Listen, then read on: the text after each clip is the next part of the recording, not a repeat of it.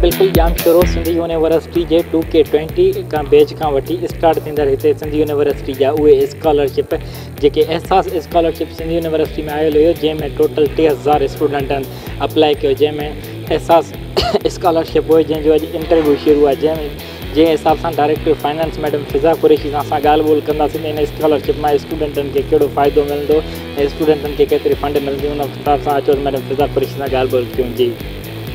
अस्सलाम वालेकुम। डॉक्टर फिज़ा कुरैशी ऐं currently student financial aid office में एज़ अ डायरेक्टर इंचार्ज कमु करे रही आहियां।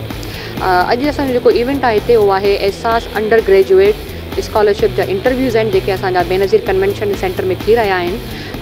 ही स्कॉलरशिप न्यू स्कॉलरशिप आहे, फर्स्ट टाइम ओवरऑल यूनिवर्सिटी में लॉन्च थी आहे। जेके बि मुल्क लेवल ते आहिनि यूनिवर्सिटी जेके रजिस्टर्ड आहिनि HEC सां उहो उन में पार्टिसिपेट कनि पियूं ऐं ही जेको आहे सो स्कॉलरशिप प्राइम मिनिस्टर जी स्कीम आहे, न्यू स्कीम आहे ऐं हिन में ज़्यादातर उहे ॿार जेके बैचलर्स लेवल जा आहिनि उहो असां टारगेट कंदा आहियूं, यानी अंडर ग्रेजुएट ॿार उहे हिन में अप्लाई करे सघनि था ऐं केतिरे असांजी यूनिवर्सिटी जे अंदरि हेसि ताईं तक़रीबन 3000 ॿारनि अप्लाई करे चुका आहिनि अंडर ग्रेजुएट में।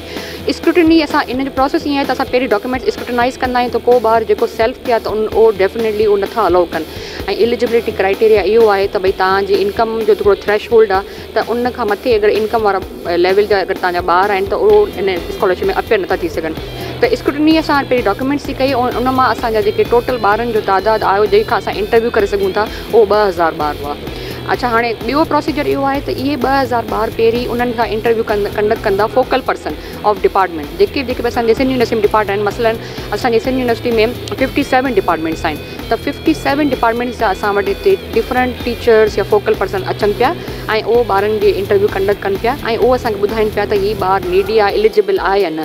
फोकल पर्सन जो हिकिड़ो रोल इहो हूंदो आहे त जेको टीचर जंहिं डिपार्टमेंट में पढ़ाए थो त उनखे मोस्टली इहा ख़बर हूंदी आहे त हीअ ॿार डिज़र्विंग आहे, मेरिट ते आहे, पढ़े थो ऐं सुठो परफॉर्म कंदो न कंदो। त हिन स्कॉलरशिप जो क्राइटेरिया 2 आहिनि त हिकु त ॿार ज़रूरतमंद हुजे ऐं उहो ज़रूरतमंद असां डिटरमिन कंदा आहियूं इनकम सर्टिफिकेट सां। ॿियो असां इहो ॾिसंदा आहियूं त ॿार पढ़े थो, महिनत करे थो, उहो असां हुनजी मार्कशीट बेसिस ते ॾिसंदा आहियूं त हीअ परफॉर्म करे पियो सुठो न पियो करे। ऐं ज़्यादातर जेके ॿार फेल हूंदा आहिनि कुझु सब्जेक्ट्स में जेके हाणे हिकु अनकंडीशनल कुझु सिचुएशन अची वञे ॿी ॻाल्हि आहे पर ॿार अगरि परफॉर्म न पियो करे त उनखे बि स्कॉलरशिप कोन मिलंदी। त इहे कुझु क्राइटेरियाज़ आहिनि। अच्छा, हीअ सेकेंड स्टेप आहे। हाणे फर्दर हीअ 6 ॾींहं प्रोग्राम हलंदो, अॼु 3 ॾींहं आहे ऐं आफ्टर 6 डेज़ जेको आहे फाइनल इंटरव्यू इन्हनि ॿारनि जा इन्हनि ॿारनि जा थींदा जेके हिन मां सिलेक्ट थी विया। उहो फाइनल इंटरव्यू असांजा HEC जा रिप्रेज़ेंटेटिव्स ईंदा, 4 खां 5 माण्हू इस्लामाबाद मां, उहे अची करे हिननि जा फर्दर इंटरव्यू करे फाइनल कंदा।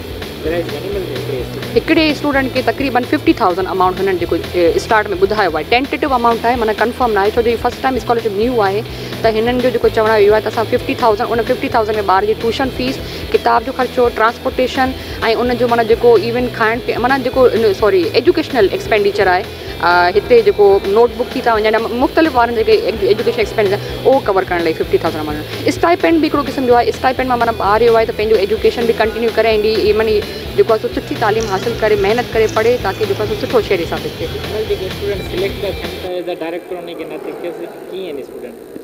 जेके बि असां हीअं ॾिसूं था न ज़्यादातर असां वटि रूरल एरिया जा ॿार आहिनि ऐं तमामु घणा नीडी आहिनि ऐं डिज़र्विंग आहिनि। माना मां इहो चवंदमि त हेसि ताईं जेको असां स्क्रूटनाइज़ कयो आहे 3 ॾींहं आहे त उन में 100% मां 75% स्टूडेंट असां सम्झूं था त माना नीडी आहिनि इन्हनि खे डेफिनेटली स्कॉलरशिप मिले। अगरि इन्हनि खे स्कॉलरशिप मिलंदी त नेचुरली मां सम्झां थी त हीअ थी सघे थो त हीअ अहिड़ा स्टूडेंट बि साबित थियनि जेके न सिर्फ़ु यूनिवर्सिटी जो नालो रोशन करे पर मुल्क जी ख़िदमत करे सघनि। टोटल स्कॉलरशिप में सीटूं बि आहिनि या तक़रीबन 1500 सीटूं आहिनि स्कॉलरशिप जूं जेके HEC ऐं अगेन उहो बि टेंटेटिव आहिनि, माना कंफर्म न आहिनि पर हिननि चयो आहे त असां तव्हांखे 1500 स्लॉट ॾींदासीं। त 2000 मां अगरि 1500 असांखे स्लॉट ॾियनि था त असांजे ॿारनि लाइ हिकिड़ो बहितरीनु प्रोग्राम थींदो। अस्सलाम वालेकुम जी, मां इंटरव्यू ॾियणु आई आहियां एहसास स्कॉलरशिप जो ऐं मां मुंहिंजो डिपार्टमेंट जोग्राफी आहे, मुंहिंजो नालो अस्मा आहे ऐं बसि इहो ई न मां फस्ट टाइम आई आहियां इंटरव्यू ॾियणु ऐं मां हींअर ॾींदमि जी 4th ईयर आहे जी। अस्सलाम वालेकुम, मुंहिंजो नालो कोमल आहे ऐं BSc जेनेटिक डिपार्टमेंट में आहियां ऐं सेकेंड ईयर जी स्टूडेंट आहियां। स्कॉलरशिप में इन हिसाब सां कि भई फाइनेंशियल मतिलबु सपोर्ट थिए फादर खे छो कि मदर जी डेथ थी वई ऐं मतिलबु फादर अकेलो ऐं प्राइवेट जॉब आहे उनजी। सो वहीं असां विलेज में आया आहियूं तो जी जी बिल्कुल। अस्सलाम वालेकुम, मुंहिंजो नालो मोहम्मद मुबिन आहे ऐं मां एनवायरमेंटल साइंस डिपार्टमेंट में पढ़ंदो आहियां ऐं 3rd ईयर पढ़ंदो आहियां। असांखे हीअ एहसास प्रोग्राम में जेको आहे हाणे असांखे स्कॉलरशिप मिली रही आहे, जंहिंमें मतिलबु त ख़ासि कर जो ग़रीब आहिनि, जेके हिते माना अफोर्ड न पिया करे सघनि स्टडी जे हवाले सां, फीस जे हवाले सां, उन्हनि खे जेको इहा स्कॉलरशिप मिले थी। ऐं अल्हम्दुलिल्लाह माना असांखे भरोसो आहे त यकीन असांखे स्कॉलरशिप मिलंदी एहसास प्रोग्राम में। ऐं ॿियो त असां वाक़ई थोरी नीड आहे, तॾहिं हिते आया आहियूं। असांखे माना उहा आहे त सम्झूं पिया त असांखे ई मिलणु घुरिजे, छाकाणि त मतिलबु बैकग्राउंड जे हवाले सां असांखे ज़रूरत बि आहे ऐं इंशाल्लाह उमेदु आहे त मिलंदी। अस्सलाम वालेकुम, मुंहिंजो नालो मंगल राय मेघवाड़ा आहे। मां 3rd ईयर एनवायरमेंटल साइंसिस में पढ़ंदो आहियां ऐं अॼु असां हिते एहसास प्रोग्राम जेका आहे वज़ीर आज़म जे तरफ़ां जेका प्रोग्राम हलायो वियो आहे उनजो इंटरव्यू ॾियणु आया आहियूं। ठीकु आहे। ऐं इंटरव्यू जो इन में स्कॉलरशिप में इहो आहे त हर हिकु नीडी जेके स्टूडेंट आहे उन्हनि खे जेके आहिनि स्कॉलरशिप थ्रू जेका पैसा ॾिना वेंदा आहिनि त जीअं उहे जेके आहिनि पंहिंजी स्टडी खे कंटिन्यू रखी सघनि।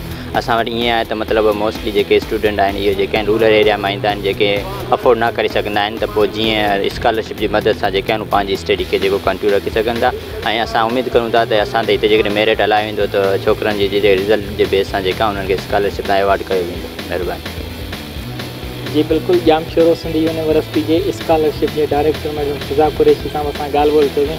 उन्हनि जो चवणु हुयो त ही उहो स्कॉलरशिप आहे साल जंहिंमें 50,000 रुपया पर स्टूडेंट खे मिली सघनि था, पर हिन स्कॉलरशिप में टोटल 3,000 स्टूडेंटनि अप्लाई कयो आहे, जंहिंमें असांजे स्कॉलरशिप जूं टोटल सीटूं 1500 सीटूं आहिनि, जंहिंमें अॼु असांजा इंटरव्यू 6 ॾींहंनि खां स्टार्ट आहिनि। अॼु उन्हनि जो 3 ॾींहुं आहिनि। हिसाब सां असां स्टूडेंटनि सां ॻाल्हि ॿोल कयोसीं, उन्हनि चयो त असां इन स्कॉलरशिप जा हक़दार आहियूं। जी कैमरामैन महबूब अली जमाली सां गॾु रिपोर्टर मज़हर अली जमाली, सोच TV, जाम शेरो।